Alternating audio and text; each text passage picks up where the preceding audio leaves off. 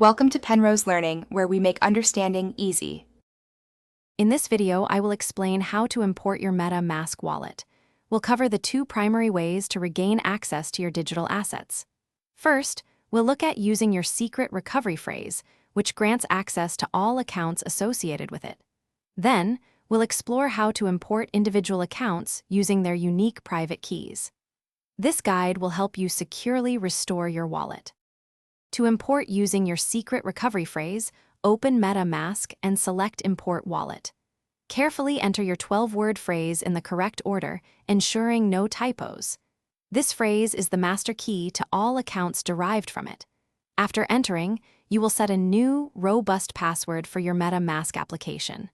Remember, never share this phrase with anyone. If you only need to import a single account, you can use its private key. Within your MetaMask wallet, click on your account icon and select Import Account. Choose Private Key from the drop-down menu.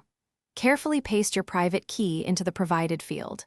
This method adds just that one specific account to your existing MetaMask setup, not the entire wallet. Security is paramount when managing your crypto wallet. Always keep your secret recovery phrase and private keys absolutely confidential.